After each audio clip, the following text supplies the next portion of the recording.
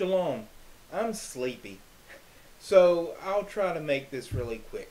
Okay, it's come out that Sylvia Browne told Amanda Berry's mom that Amanda Berry was dead. And she told her on the Montel Williams show that her daughter was dead. And her friends said that, she wasn't the same after this, and she ended up dying 3 years later. Said, it devastated her. She was never the same. She even said, I 98% believe her. What else is there? Now, I read this article. Last year, Dwayne Baker told ABC News after his son went missing in 2007, he was flooded with calls from psychics offering potential leads into the whereabouts of Travis Baker. It's very hard, Dwayne Baker said. I went through everything. My son was missing for 2 years, 2 months, and 12 days.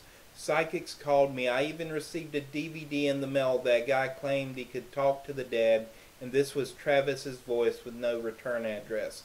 I don't understand why people would want to do that. The psychic, said Baker, 45, before pausing to let out a long sigh. I hate to see how many of them called me and said they knew where Travis was. My mother and wife went to one and paid them $100. Travis Baker's remains were located in 2009.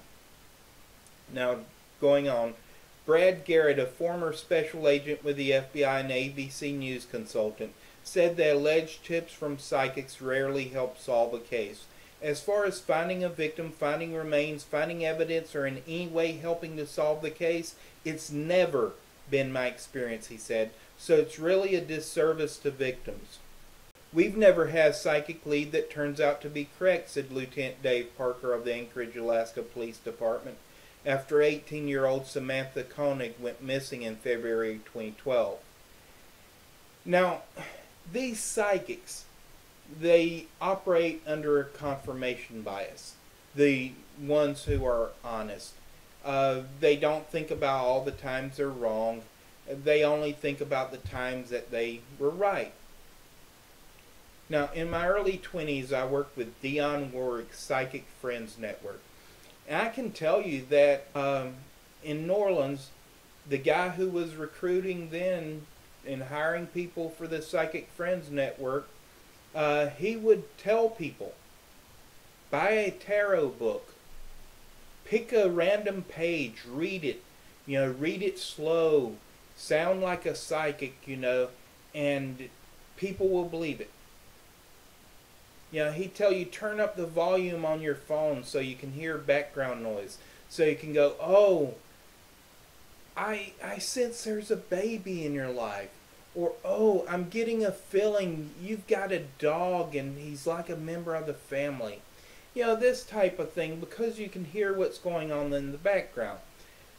Now, I'm not saying that all psychics are frauds. I am saying that the ones that are legitimate are operating under a confirmation bias. Scientists have looked into this. There's no such thing as a psychic. There isn't. And there's a lot of nuttery out there. And when I was in the pagan community, I'd have people come up to me and say, oh, well, I sense this or I feel this. And if they were specific at all, they were wrong. Very, very rarely was somebody actually right if you took the time to think about these things and to catalog, when people said something to you, they were hardly ever right. And if they were, it was chance, and next time you talk to them, they're wrong. This type of deal. And it's just ridiculous. I mean, if there were real psychics, science would have found them by now. Because they've tried hard to find psychic phenomena. And they don't find it. Because psychic phenomena are in your mind. And it's your mind playing tricks on you. And it's just sad.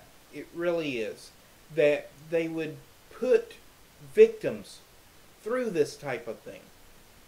And there's a lot of nuttery out there. I mean, you look on the internet, people are talking about, oh, this crystal does this and this crystal does that, or oh, these herbs do this, or wheatgrass, when wheatgrass has been scientifically proven to not do any of the stuff they're talking, not hold those properties. But wheatgrass, you know, you drink it and it's so healthy for you and it's going to change your life. You know, this type of thing. And it's nuttery. It's just bogus. And it's ridiculous.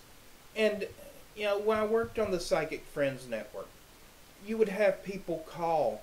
And I remember one guy that called and he said, you know, I've lost my job and, you know, I don't know what to do. I'm going to end up losing my house. I don't have any money for my bills and this type of thing. And it's against company rules to hang up on anybody. Well, this man sat there and talked for over 30 minutes, you know, trying to get confirmation from you that his life is going to be okay. Well, he was paying like $4 a minute. So he's just spent over $120 on an, you know, a psychic phone line. And it's ridiculous. It really is. And these people are hurting themselves. And then these psychics, you know, are turning around and hurting others and victimizing victims even more. And a lot of this stuff, I mean, people need to think. And they need to stay away from this stuff because it's not real. It's not. And you're hurting people. You're causing harm. You're preying on people whether you realize it or not. Shalom.